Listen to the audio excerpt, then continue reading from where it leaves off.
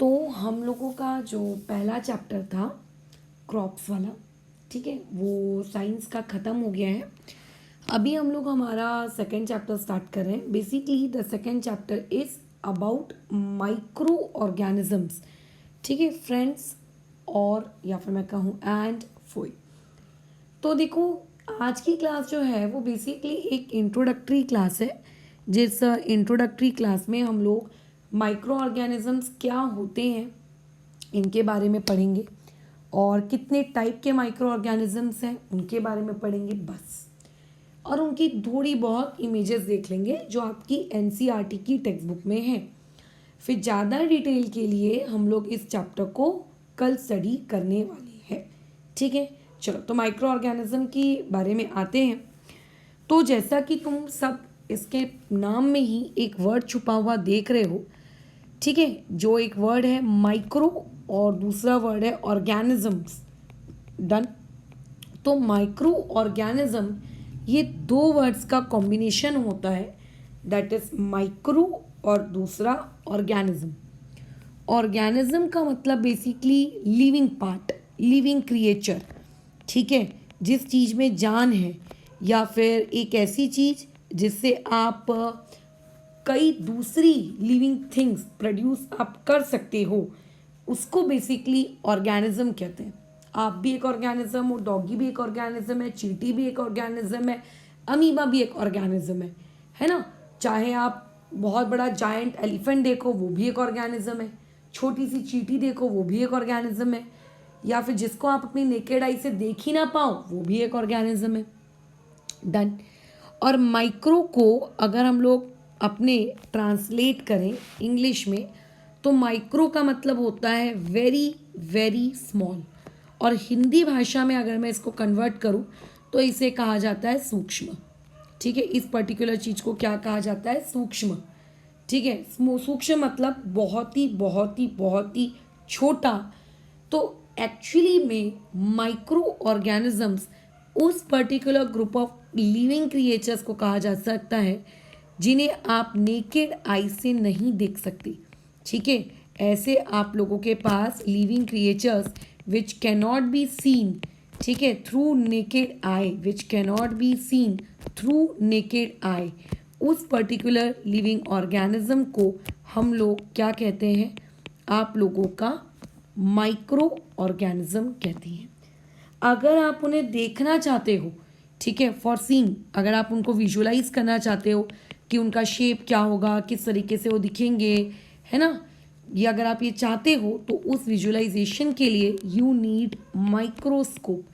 अगर आपके पास माइक्रोस्कोप है, आप उस माइक्रोस्कोप के नीचे में उस ऑर्गेनिज्म को देख सकते हो। बट अगर आपकी सोच ऐसी है कि नहीं करके मैं तो माइक्रो ऑर्गेनिजम्स को बिना माइक्रोस्कोप के अपनी आँखों में चश्मा लगाकर, मोटे मोटे लेंसेज पहनकर इस तरीके से कुछ कर लूँगा या कर लूँगी, तो इट इज़ नॉट पॉसिबल।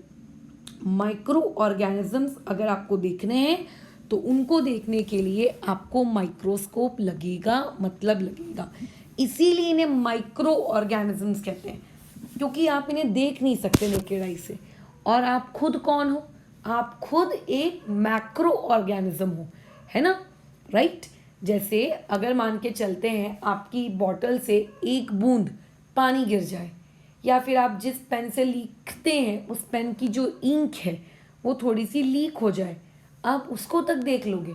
आप अपनी पेंसिल से एक छोटा सा डॉट बनाइए अपनी कॉपी पे, आप उसको भी देख लीजिए। तो इसका मतलब आप सोचिए कि जिस चीज़ को हम अपनी आँखों से तक नहीं देख पा रहे हैं वो चीज़ कितनी छोटी होगी, है ना। उसका साइज बहुत बहुत बहुत बहुत बहुत छोटा होगा। एंड एक और इसके बारे में इम्पॉर्टेंट पॉइंट है, दे आर जनरली यूनिसेलुलर। अब देखो, ये जो वर्ड है तुम्हारी लाइफ में यूनिसेलुलर, हो सकता है तुमने लोअर क्लासेस में इससे पहले इसके बारे में सुना हो, छोटे क्लासेस में जब तुम बच्चे थे, या फिर हो सकता है तुमने अभी अभी सुना हो। बट ये जो वर्ड होता है यूनिसेलुलर, इस वर्ड का मतलब होता है सिंपली सिंगल सेल। ऐसा ऑर्गेनिज्म जो अकेले सेल से बना है, उसकी बॉडी में उस एक सेल को छोड़कर और कुछ भी नहीं है, उस पर्टिकुलर ऑर्गेनिज्म को कहा जाता है यूनिसेलुलर। जनरली मैं जो बात कर रही हूँ माइक्रो ऑर्गेनिजम्स के बारे में, या जिन माइक्रो ऑर्गेनिजम्स का हम लोग ठीक है क्लासिफिकेशन आगे करने वाले हैं, ये जनरली आप लोगों के कैसे होते हैं, यूनिसेलुलर होते हैं। इनकी बॉडी एक सिंगल सेल से बनी होती है। ठीक है, तो अगर हम लोग अभी क्लासिफिकेशन करें किस वाले टॉपिक का, माइक्रो ऑर्गेनिजम्स का हम अगर क्लासिफिकेशन करें तो माइक्रो ऑर्गेनिज्म हर जगह है। अभी जिस कमरे में बैठकर तुम सांस ले रहे हो उस हवा में है, जिस पानी को हम पीते हैं उसमें है, ठीक है, किसी सरफेस में आपके घर के फ्लोर में है। जैसे टीवी में ऐड नहीं आता है डेटॉल का, सेवलॉन वगैरह का, कि देखिए आपके घर में जो टाइल्स है उसमें कीटाणु हैं। तो बेसिकली माइक्रो ऑर्गेनिजम्स हर जगह हैं। माइक्रो ऑर्गेनिजम्स को अगर मैं क्लासिफाई करूं तो माइक्रो ऑर्गेनिजम्स का जो सबसे पहला क्लासिफिकेशन होता है वो होता है बेसिकली बैक्टीरिया।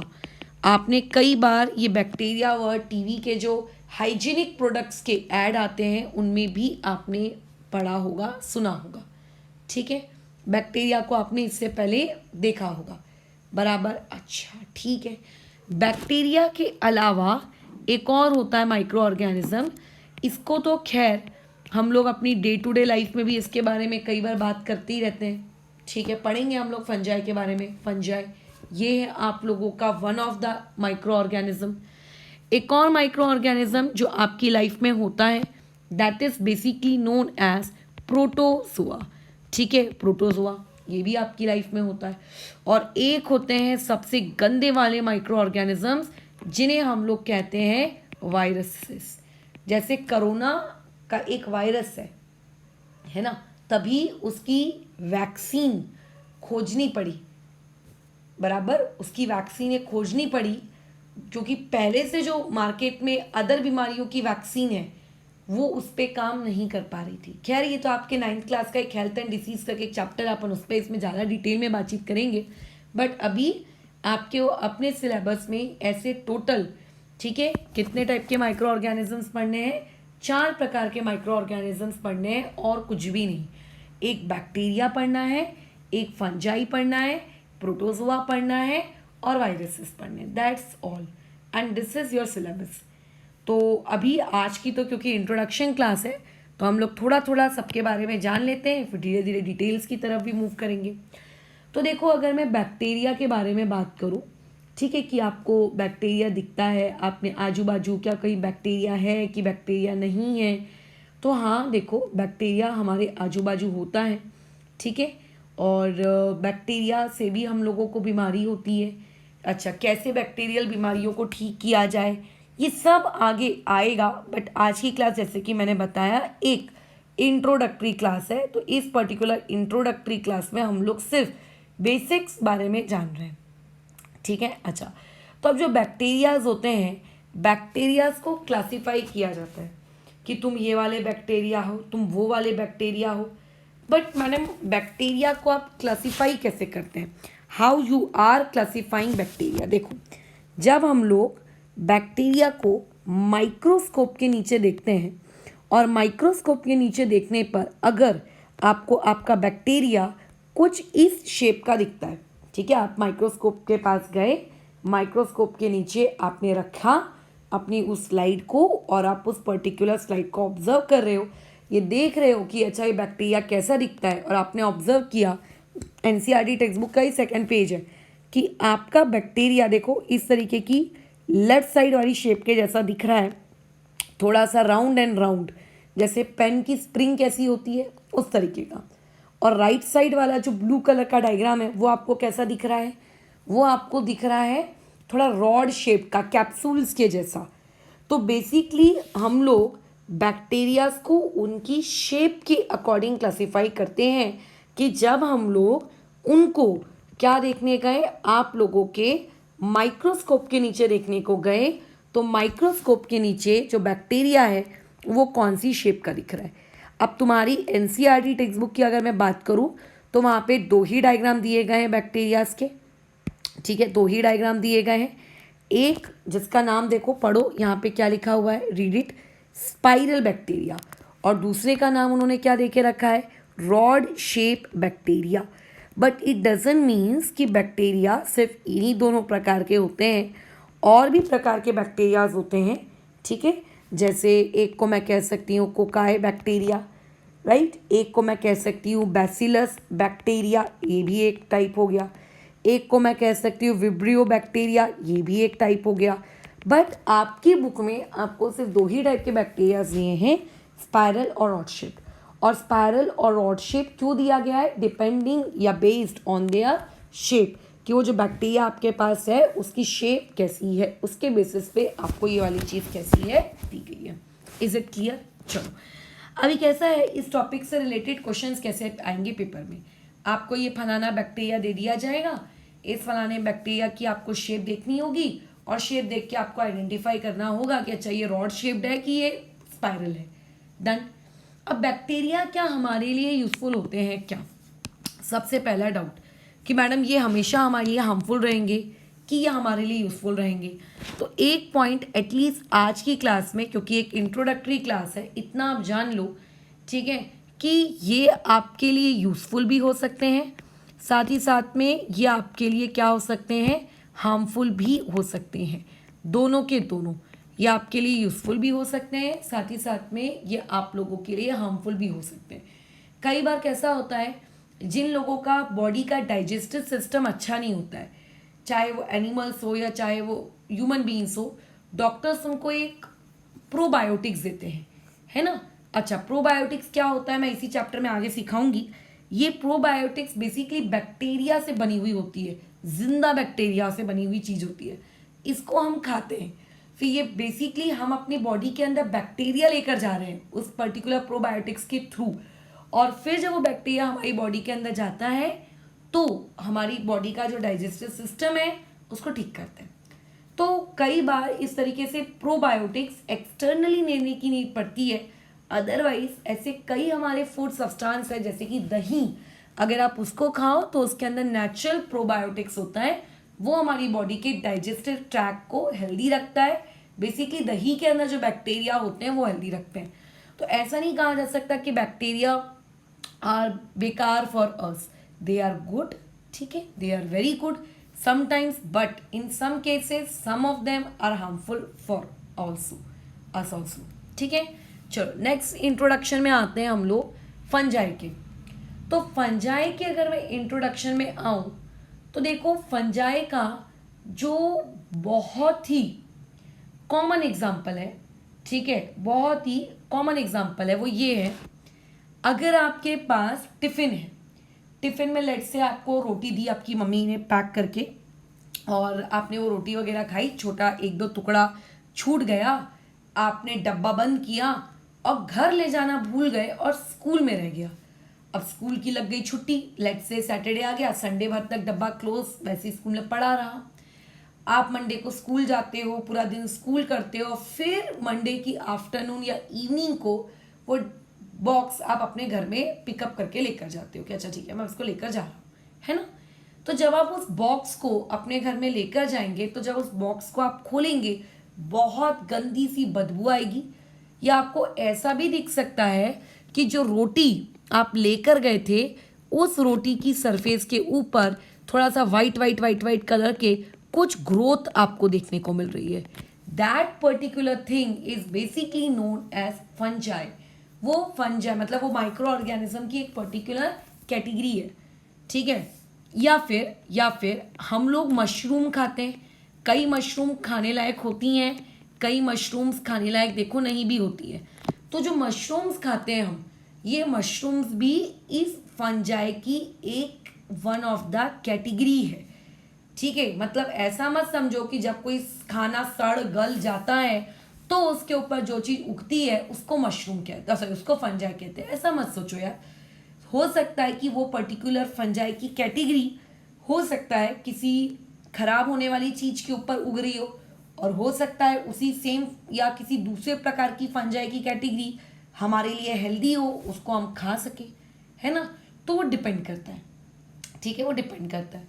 अब जैसे क्या होता है, जो आप लोगों का अल्कोहल होता है, या फिर अगर मैं ये कहूँ जो वाइन होती है, ये कैसे बनाई जाती है, जो भी जिस भी फ्रूट की आप वाइन बनाना चाहते हो, उस फ्रूट को बड़े बड़े लकड़ी के बैरल में हम लोग बेसिकली बंद करके उसको एक लिक्विड के अंदर भर के उसको कई महीनों तक स्टोर करके रखते हैं। वो धीरे धीरे फ्रूट सड़ने लगता है। ठीक है, हिंदी में तो यार यही बोलेंगे सड़ने लगता है, भले ही सुनने में कितना गंदा लगे। फिर उससे धीरे धीरे वाइन बनती है। This is known as fermentation. उस दौरान भी फंजाई प्रोड्यूस होते हैं। अगर आपको अपने घर में इडली बनाना है, ढोकला बनाना है, डोसा बनाना है, आप उसके आटे और दाल का जो बैटर है आप उसको पीस कर रखते हो और उसको जाकर डब्बे में बंद करके आप धूप में रख देते हो। तो जब डब्बा बंद होता है तो वहाँ पे फर्मेंटेशन वाली प्रोसेस होती है। जैसे हिंदी भाषा में कहते हैं खमीर उठना। आप पूछिएगा आपके घर में किसी को भी जो खाना बनाते हैं उनको पूछिएगा, तो ऐसे केस में वहाँ फर्मेंटेशन होता है, वहाँ पे भी आपका फंजाई पैदा होती हैं। तो fungi are basically again some of them are useful and again उनमें से कुछ क्या हो सकते हैं, माइट भी क्या हो सकते हैं, हार्मफुल। जैसे कि मैंने कहा कि आप हर मशरूम को नहीं खा सकते, तो ये कहना गलत होगा कि मैडम हर फंजाई हमारे लिए हेल्पफुल होता है। ठीक है, दूसरी सबसे ज़रूरी चीज़, आप बैक्टीरियाज को कभी भी अपनी आंखों से नहीं देख सकते। ये लोग हमेशा ऑलवेज, वो लोग क्या रहते हैं, ये लोग ऑलवेज यूनिसेलुलर रहते हैं। ठीक है, ये लोग ऑलवेज यूनिसेलुलर रहते हैं एंड इनको आप अगर बोलोगे कि मैं नेकेड आई से देखूंगा तो आप इनको नेकेड आई से नहीं देख सकते। नेकेड आईज का मतलब होता है बिना माइक्रोस्कोप की मदद से अगर आप इनको देखने की सोच रहे हैं तो भूल जाइए, it is not possible. But mushroom तो दिखता है मैडम, जब रोटी खराब होने लगती है तो उसके ऊपर जो वाइट वाइट कलर का जम जाता है वो तो हमको दिखता है। तो फिर ऐसे में ये कि जो फंजाई होता है, फंजाई के बारे में ऐसा कहना कि दुनिया के सारे फंजाई यूनिसेलुलर होते हैं, ये गलत है। इनमें से कुछ फंजाई यूनिसेलुलर होते हैं, ठीक है, एंड आप लोगों के कुछ फंजाई मल्टी सेलुलर भी होते हैं। तो जो यूनिसेलुलर हैं उनको आप नहीं देख सकते, उनको देखने के लिए आपको माइक्रोस्कोप लगेगा, है ना, can not be seen with naked eyes, क्योंकि वो बहुत बहुत बहुत बहुत बहुत बहुत छोटे हैं, तो आप उनको नहीं देख सकते। लेकिन जो आपके बड़े हैं, जो मल्टी सेलुलर हैं लाइक मशरूम, उनको आप अपनी आंखों से देख सकते हो और तुम में से बहुत सारे लोगों ने देखा भी होगा। तो फंजाई के बारे में ये एक पॉइंट था। एक और सबसे इंपॉर्टेंट पॉइंट है फंजाई के बारे में, फंजाई को बेसिकली सेप्रोफाइट्स कहा जाता है। क्या कहा जाता है फंजाई को? सेप्रोफाइट्स। अब मैनी ऑफ देम या many of among you don't know the meaning of saprophytes. अब कई लोगों को सेप्रोफाइट्स का मतलब ही नहीं पता, तो जिन बंदे या बंदी को सेप्रोफाइट्स का मीनिंग नहीं पता उन लोगों को मैं बता देती हूँ सेप्रोफाइट्स का मीनिंग क्या होता है। देखो, जब कोई चीज़ मर जाती है, जब कोई चीज़ सड़ जाती है, या जब कोई चीज़ खराब हो रही होती है, या फिर मैं सीधी सीधी बातचीत करूँ कि dead and decaying organic matter, Hindi में dead and decaying organic matter, जैसे आपने केला खाया, केला खाने के बाद आपने उसके छिलके को फेंक दिया, तो वो छिलका धीरे धीरे क्या होगा, सड़ जाएगा, है ना। उसके ऊपर तुम देखना छोटे छोटे बारीक बारीक ब्लैक कलर के मच्छर गिनगिनाने लगते हैं। लेकिन अगर तुम किसी प्लास्टिक को फेंक दोगे, या किसी कागज को फेंक दोगे, या किसी रबर को फेंक दोगे, ठीक है, तो या किसी मेटल को फेंक दोगे जो नॉन लिविंग है, तो धीरे धीरे वो भी खराब हो रहा है, नेचर में पड़े पड़े, है ना, रस्ट लग रहा होगा, डैमेज हो रहा होगा, टूट रहा होगा, बट कभी वो क्या कंप्लीटली सड़ गल जाता है? आप 6 दिन बाद 7 दिन बाद जाके देख रहे हो कि अच्छा वो केले का छिलका कहाँ गया, दिख ही नहीं रहा है, कहाँ गया, मिट्टी में मैडम कन्वर्ट हो गया, डिकम्पोज हो गया। तो जब भी कोई भी ऑर्गेनिक मैटर, चाहे वो प्लांट हो चाहे या किसी की डेड बॉडी हो, जब वो सड़ रही होती है, जब वो मर जाती है, तो सेप्रोफाइट्स बेसिकली वो ऑर्गेनिजम्स होते हैं जो इन डेड बॉडीज को अपना फूड बनाते हैं। मतलब सेप्रोफाइट्स क्या करते हैं, डेड बॉडी की जो बॉडी, मतलब डेड बॉडी जो होती है उसकी बॉडी के अंदर जो बचे कुछ न्यूट्रिएंट्स होते हैं, उस बचे कुछ न्यूट्रिएंट्स को अपना खाना बनाते हैं और खुद की जिंदगी वो लोग वहाँ से कंटिन्यू करते हैं। अभी जैसे मैं जिंदा हूँ, अभी मेरे ऊपर कोई फंजाई नहीं है, ठीक है, मेरे ऊपर कोई फंजाई नहीं है, हाँ, बट हो सकता है अगर मैं मेरी बॉडी को क्लीन नहीं करूँ, ठीक है, बराबर। अगर मैं मेरी बॉडी को क्लीन नहीं करूँ तो ऐसे केस में क्या होगा, मेरी बॉडी में भी फंगल इन्फेक्शंस हो सकते हैं। ठीक है, मेरी बॉडी में भी फंगल इन्फेक्शंस हो सकते हैं, अलग अलग प्रकार के फंगल इन्फेक्शंस होते हैं।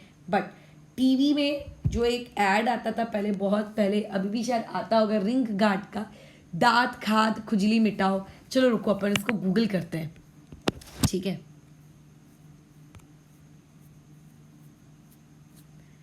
ये है गूगल। क्या आता था टीवी में यार, रिंग गार्ड, आई थिंक ऐसी समथिंग कुछ था, दांत खाद खुजली मिटाओ। देखो रिंग गार्ड ही है, हाँ। चलो किधर है रिंग गार्ड, इसका ऐड ऐड ऐड ऐड कहाँ देखें, ये देखो। अरे यार, हाँ ये देखो कैसा है, ये देखो, ये दिख रहा है कि कैसे उसके बालों के आजू बाजू आपको एक फंगल इन्फेक्शन देखने को मिल रहा है। This is basically a fungal infection. ठीक है, आंखों में भी हो जाता है, बट आंखों में इस तरीके का आपको नहीं दिखेगा। आंखों में भी फंगल इन्फेक्शन होता है, दिख रहा है। पहले टीवी में इसका ऐड आता था, दांत खात खुजली से खुद को छुटकारा, फंगल कैसे खुजालता ही रहता था वो। ये रिंग गार्ड का टीवी में पहले बहुत कॉमन ऐड आता था।